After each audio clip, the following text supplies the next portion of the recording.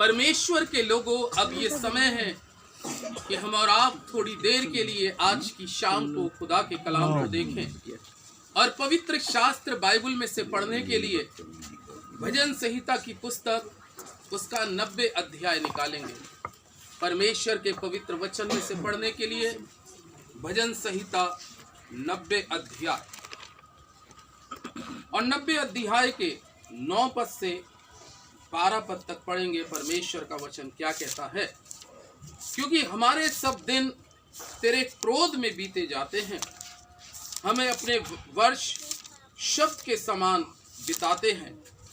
हमारी आयु के वर्ष 70 भी होते हैं और चाहे बल के कारण 80 वर्ष भी हो जाएं, तो भी उनका घमंड केवल कष्ट और शोक ही शोक है। वो जल्दी कट जाती है और हम जाते रहते हैं। तेरे क्रोध की शक्ति को और भय के योग्य तेरे रोष को कौन समझता है? हमको अपने दिन गिनने की समझ दे कि हम बुद्धिमान हो जाएं। परमेश्वर अपने वचन पर आशीष दे। आमीन। आज की शाम के समय में ये बहुत महत्वपूर्ण वचन जो आज खुदा अपने कलाम के द्वारा कहता है, और परमेश्वर का जीवित और पवित्र वचन यहाँ पर क्या बोलता है कि हमारी आयु के वर्ष 10वें पद में लिखा है, हमारी आयु के वर्ष 70 तो होते, अगर बल के कारण, शारीरिक ताकत के कारण, अच्छे खाए पिए के कारण अगर 80 वर्ष भी हो जाएं, तो भी दाऊद कहता है इससे कुछ लाभ नहीं है, या ये उम्र का बढ़ना भी कोई घमंड या गर्व का कारण नहीं है। ये दाऊद इस बीच को कहता है कि मनुष्य के दिन, कलाम में ऊपर लिखा है कि हम जो इस पृथ्वी पर अपने दिन को काटते हैं तेरे क्रोध में। ये बहुत बड़ी डीपली बात लिखी है। क्रोध में कैसे? यानी कि जो परमेश्वर को भाता है, जो परमेश्वर को अच्छा लगता है और जैसा परमेश्वर जीवन चाहता है, यदि हम अपने जीवन को उस प्रकार से व्यतीत नहीं करते, तो यकीन जाने परमेश्वर का प्रतिदिन हमारे ऊपर में उसका क्रोध इस प्रकार से रहता है कि जैसे एक संसारिक पिता या एक संसारिक माँ का क्रोध उस बच्चे पर तब तक बना रहता है कि जब तक वो बच्चा माँ और बाप के अनुसार अपने जीवन को नहीं चलाता। यही चीज परमेश्वर का बंदा दाऊद इस पद के अंदर में कहता है, प्रभु के लोगों 9वें पद में, क्योंकि हमारे सब दिन तेरे क्रोध में बीत जाते। किसके क्रोध में? परमेश्वर के क्रोध में। भाई, जिस परमेश्वर ने मनुष्य को जन्म दिया है, जिसने जिंदगी दी है, और हम अपनी जिंदगी को इस पृथ्वी पर जब अपने मुताबिक काम करना शुरू करते हैं, यानी कि परमेश्वर के वचन से विपरीत होना शुरू होते, तो चाहे हमारी इस पृथ्वी के दिन, इस पृथ्वी पर हमें चाहे 70 साल भी मिल जाए, चाहे शारीरिक ताकत हो 80 साल भी मिल जाए, लेकिन यह देखने की जरूरत है कि परमेश्वर का क्रोध बरकरार वैसे ही तो नहीं है। मुझे और आपको अपने जीवन के अंदर में यह जानना बहुत जरूरी है कि उम्र से परमेश्वर का इतना बड़ा ताल्लुकात नहीं है कि हम कितनी लंबी उम्र जिए। चाहे हम इस पृथ्वी पर थोड़ी ही जिंदगी हमारी हो, लेकिन उस थोड़ी सी जिंदगी में परमेश्वर का ग्रेस, अनुग्रह, उसका प्यार निरंतर हमारे जीवन पे बना रहे। क्योंकि जब प्रभु यीशु मसीह इस संसार के अंदर में आते हैं, तो यीशु मसीह ने शारीरिक रीति से अगर बात करें तो उनकी जिंदगी कोई ज्यादा लंबी साल की नहीं थी, लेकिन क्या था कि परमेश्वर का प्यार उस बेटे पर निरंतर बना हुआ था और निरंतर परमेश्वर का दूत उसको सामर्थ्य दे रहा था, निरंतर परमेश्वर का आत्मा उसको अगुवाई कर रहा था, क्योंकि परमेश्वर का वचन में लिखा है कि वो अपने भेजने वाले की मर्जी को इस संसार में पूरा करने आया था। और जब वो परमेश्वर की मर्जी को अपने जीवन के अंदर में पूरा करने का प्रयास कर रहा था और करता चला गया, और लास्ट समय तक, जैसे प्रकाशित वाक्य की पुस्तक कहती है कि जान देने तक वफादार रहे तो मैं तुझको जीवन का मुकुट दूंगा। और ये ब्लेसिंग प्रभु यीशु मसीह के जीवन में इसलिए प्राप्त हुई क्योंकि वो अपनी मर्जी नहीं बल्कि अपने भेजने वाली की मर्जी को पूरी कर रहे थे। इसलिए यीशु मसीह के ऊपर में परमेश्वर का किसी प्रकार का क्रोध नहीं था, किसी प्रकार का क्रोध परमेश्वर नहीं कर रहे थे। क्यों नहीं कर रहे थे? कि उनको जो इस पृथ्वी पर 33.5 साल की जिंदगी मिली, वो परमेश्वर का वचन कहता है उन्होंने अपने पिता की अगुवाई में और उसके प्रेम में और उसके प्यार में व्यतीत करी, और उसकी हर मर्जी को पूरा करने के लिए उसको ऊपर ताड़ना भी सही, उसको अपमान भी झेलना पड़ा, उसको बहुत तिरस्कार भी झेलना पड़ा। बाइबल में लिखा है उस समय के लोगों ने उसको क्रूस पर भी चढ़ाया। लेकिन सारी चीजों में बाइबल एक चीज बता रही है कि वो परमेश्वर की इच्छा को, उसकी मर्जी को वचन के द्वारा पूरी कर रहे थे।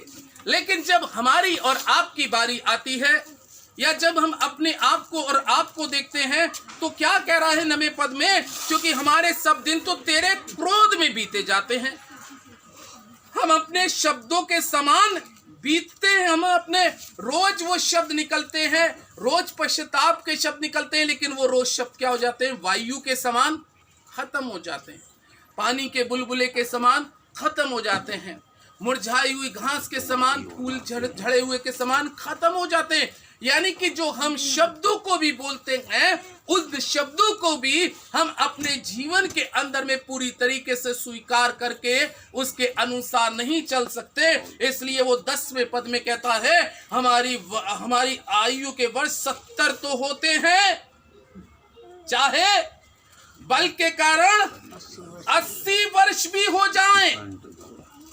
कई बार इंसान क्या सोचता है, मुझे बहुत लंबी जिंदगी मिली या मुझे बहुत आयु बड़ी मिली तो ये परमेश्वर की बहुत बड़ी बरकत है।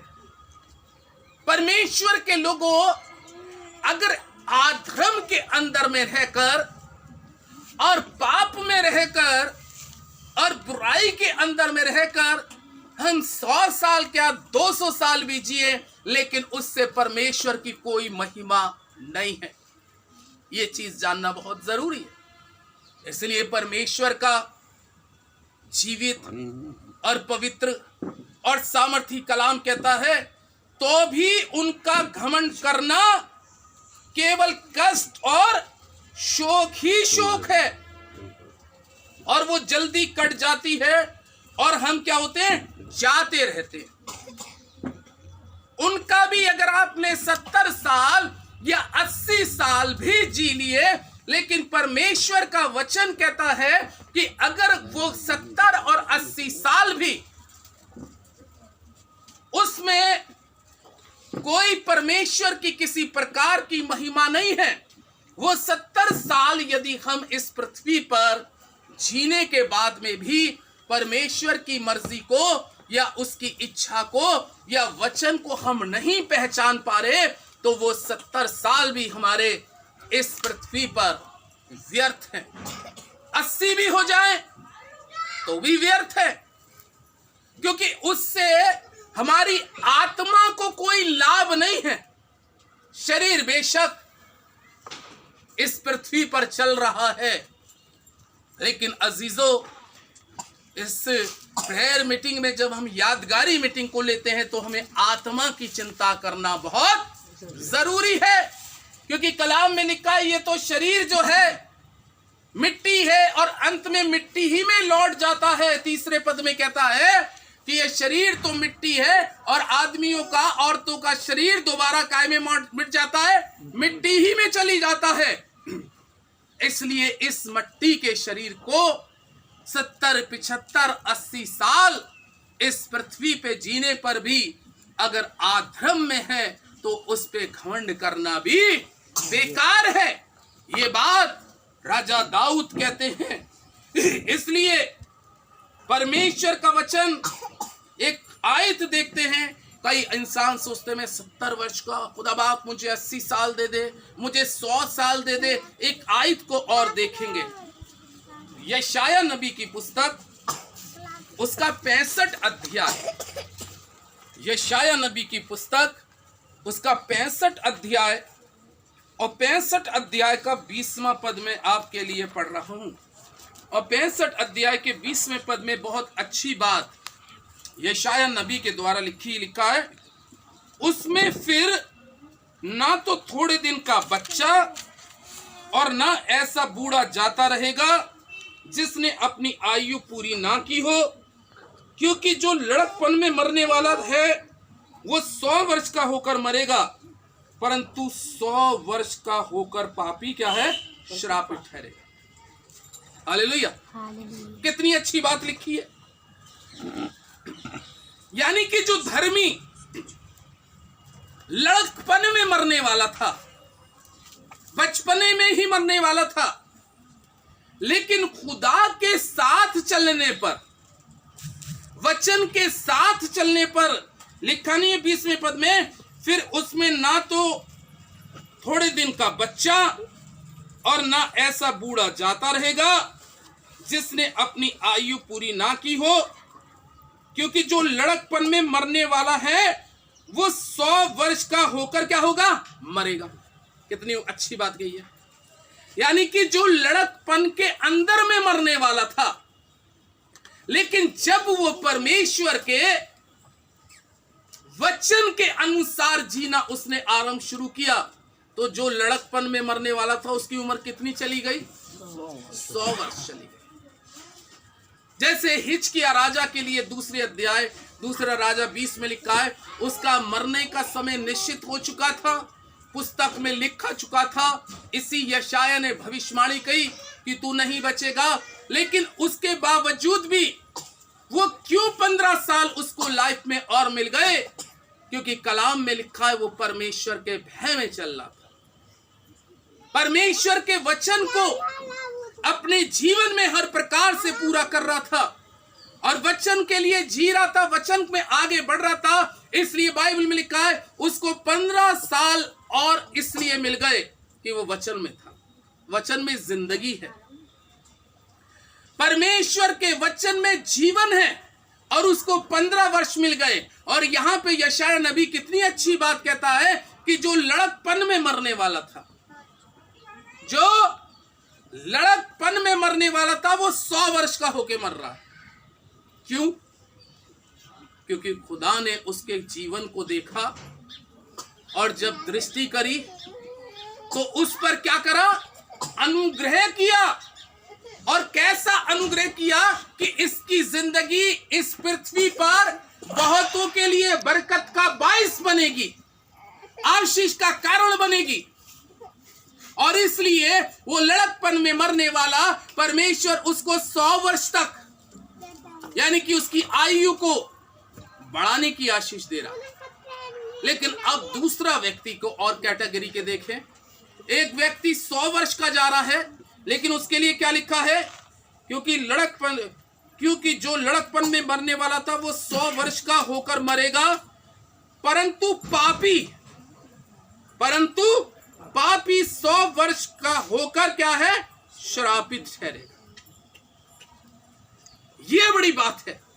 जो लड़कपन में 20-25 साल की उम्र में मरने वाला था, खुदा उसको तो 100 साल तक लिए जा रहा है, उसकी उम्र को इसलिए बढ़ा रहा है कि ये मेरे वचन के अनुसार चल रहा है, और उसको 100 साल की उम्र पे मिल रही है क्योंकि वो ब्लेसिंग का, लोगों के लिए आशीष का, लोगों के लिए छुटकारे का, लोगों के दुखों को, आंसू को पोंछने वाला बना।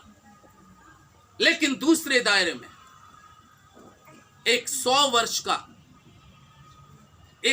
वर्ष का व्यक्ति अगर गुनाह में, पाप में, तो मैंने भजन संहिता में पढ़ा कि प्रतिदिन चाहे वो 70 का भी हो जाए, चाहे 80 का भी हो जाए, चाहे वो यहां पर 100 वर्ष का भी हो जाए, तो भी परमेश्वर का क्रोध उस पे क्या रहेगा, बरकरार बना रहेगा। और इसलिए बाइबल के मुताबिक वो 70 से 80 साल को जब आगे क्रॉस करके यशायाह कहता है अगर वो 100वें साल तक में ले जा रहा है तो वो इसलिए ले जा रहा है कि अब तो सुधर जाए। लेकिन लास्ट मोमेंट तक यदि वो 100 साल की तक उम्र में नहीं सुधरता और उस कंडीशन में मरता है तो वो आशीष का कारण नहीं है, वो परमेश्वर के वचन के मुताबिक कलाम कह रहा वो नरक का वारिस बनेगा, क्योंकि उसको 100 साल की भी जिंदगी मिलने पर उसने अपने जीवन में सुधार नहीं किया।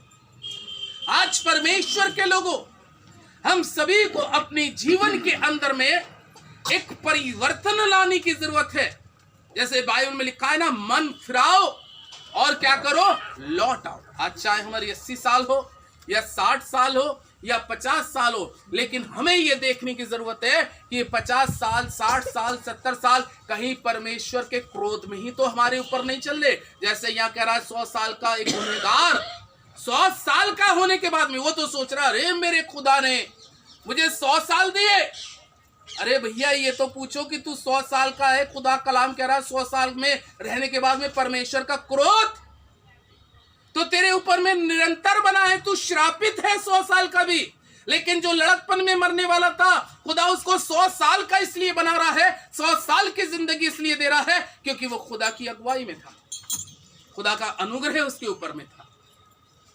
इसलिए जबूर की किताब में एक पद और पढ़ेंगे, भजन संहिता, फिर 90 को निकालेंगे हम, और अब हम इसकी 12वीं आयत को पढ़ेंगे। ये आयत हम सभी के लिए है, और यहाँ पे 12वीं आयत में कहता है, दाऊद हमको अपने दिन गिनने की समझ दे कि हम क्या हो जाएं, बुद्धिमान हो जाएं। ये बहुत इंपॉर्टेंट बात है, क्योंकि हमारे दिन, हमारे वर्ष, हमारे साल तो तेरे क्रोध में हम पर गिनने जा रहे हैं। लेकिन इस 12वें पद के अंदर में दाऊद कहता है, हमको अपने दिन गिनने की समझ दे। खुदा के लोगों, खुदा से बुद्धि मांगे, इस वचन के द्वारा उससे मांगे, खुदा बाप तू कैसा जीवन चाहता है, और जैसा जीवन तू चाहता है मैं काश वैसा ही जीवन जीऊं। अमीरी और गरीबी इस पृथ्वी पर है, लेकिन स्वर्ग में कोई अमीरी गरीबी नहीं है। स्वर्ग में और न्याय के समय वो व्यक्ति बहुत बड़ा गरीब है जिसके जीवन में परमेश्वर का वचन नहीं था। एक अमीर भी कलाम में लिखा उस जगह अमीर नहीं है क्योंकि वो नरक की ज्वाला में था। लेकिन वो गरीब जिसके पास कुछ नहीं था, उसके पास में वचन था, अब्राहम की गोद में था, इसलिए वो अपने दिन गिनने की, दाऊद कहता है मुझको अपने दिन गिनने की क्या दे, समझ दे, कि मैं क्या हो जाऊं, बुद्धिमान हो जाऊं। उदाहरण के लोगों, कई बार हम अपने कामों से निर्बुद्धि हो जाते। हमारे जीवन के काम ऐसे होते हैं जो निर्बुद्धि और पशु सरीखे के समान हैं। इसलिए दाऊद कहता है मुझे अपने दिन गिनने की समझ दे। आए खुदावन, काश तेरी मर्जी को, चाहे तू मुझे जमीन पे 60 साल भी रखे, तू मुझे 100 साल का ना रखे, मुझे 150 साल का ना रखे, लेकिन जितनी जिंदगी दे खुदा, वो तेरी अगुवाई में रहकर, तेरे वचन में रहकर, तेरे कलाम को पूरा करने का जीवन भर प्रयास करता रहूं, क्योंकि इससे अच्छा और कुछ नहीं है। क्योंकि सबोदेशक में 3 में भी लिखा है, मनुष्य के लिए इससे अच्छा और कुछ नहीं कि वो जीवन भर भलाई करता रहे, अच्छा ही करता रहे, क्योंकि तेरी अच्छाई एक दिन तेरे सामने परमेश्वर जरूर प्रकट करेगा।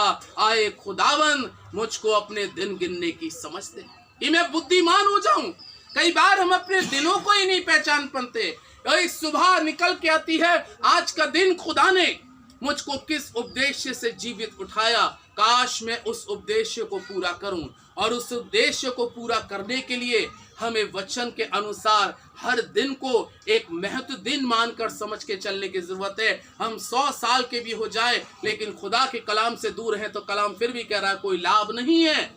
श्रापित है वो 100 साल का इंसान, क्योंकि खुदा ने तो जिंदगी दी और उसने अपनी मनमानी करी कि मुझे तो और जिंदगी मिल गई और मनमानी करूं। नहीं खुदा के लोगों, क्योंकि वो जिंदगी जो मिली थी वो इसलिए मिली थी कि तेरे समय तो 70-80 साल का नियुक्त था, ये 20 साल ग्रेस और मिल गया था कि तू अपने जीवन में परिवर्तन ले आता।